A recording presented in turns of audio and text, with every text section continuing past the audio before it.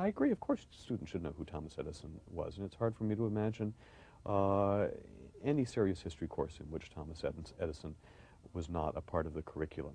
The standards talk about inventors. They talk about the importance of understanding inventors. They give a couple of examples of inventors, and Thomas Edison happens not to be one of them. But in a classroom, it's hard to imagine that Thomas Edison would not be mentioned. I just don't agree that these standards are an assault on American history. Because you should not take them as any kind of completion, any kind of complete look at history in any for way. two reasons. One is that measurement of a wide range. It just simply takes. One is that the way in which most critics of these standards have attacked them is to look for names or dates or facts that are left out. But the standards never claimed to be a comprehensive list of names and dates and facts. And secondly, the more general criticism is that this is a sort of multiculturalism run amok, but in fact it's not. Most of the standards are a very centrist picture of American history. I mean, one of the criticisms has been the Constitution is neglected. In fact, there's extensive coverage of the Constitution in the U.S. standards. So I think there are two very different visions of what these standards should be, and that's led to, I think, a fundamental misunderstanding of what's in them. Which you think will kill the national standards? Oh, I think they're probably already dead. Is it multiculturalism run amok for you? Well, I would prefer to describe it as something that I call inclusion pushed to such a degree that it's a new kind of exclusion. For example, if you look at the Civil War period, there's a very important character named Harriet Tubman who helped slaves escape on the Underground Railroad, someone our children should read about. Harriet Tubman is in the standard 6 times, while 2 of her white male contemporaries, Ulysses S. Grant and Robert E. Lee, are in there once and 0 times. Now, there does seem to be a lack of balance here. All right, I'm just trying to get at this. I mean, you take note of that and you say, what's wrong with that? Because the purpose is what?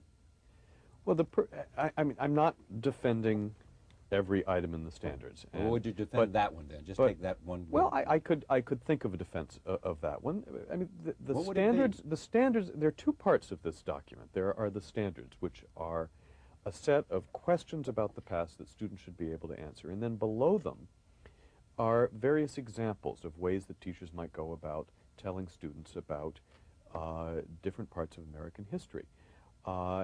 And Harriet Tubman is a very useful vehicle for understanding one of the central issues of the Civil War, which is what happened to black Americans as slavery came to an end. And in the course of explaining examples of material that teachers presumably are much less familiar with than they are with the accomplishments of Ulysses S. Grant or Robert E. Lee, it is not surprising to me that Harriet Tubman is explained more fully than they are. Robert E. Lee and Ulysses S. Grant already play a prominent role in all textbooks and all curricula. Harriet Tubman does not. And so some of this material is simply an effort to show teachers who wouldn't have any idea who Harriet Tubman was how they could use somebody like this in their classroom. But that's an amazing thing, because Harriet Tubman is now one of the most recognized figures by 17-year-olds across the country. There was a survey done a few years ago called What Do Our 17-Year-Olds Know? And more kids, more 17-year-olds knew that Harriet Tubman had helped slaves escape from the Underground Railroad. It was 83% of the respondents. More kids knew that than knew that George Washington had been the commander of our forces in the Revolutionary War. So it's not as though, I mean, you're describing the standards as though they should be some kind of compensatory history.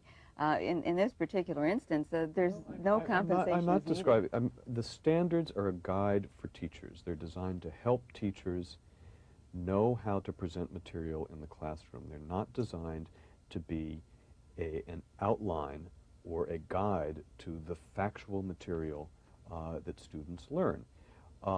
And the people writing the standards tried to explain to teachers how to use different kinds of materials in different ways. And naturally, that creates sort of imbalances if you start counting names. But some really spectacular imbalances. But I think the counting names in a document like this just is not a profitable enterprise. It has nothing to do with their purpose. Is taking note of glaring omissions a productive enterprise?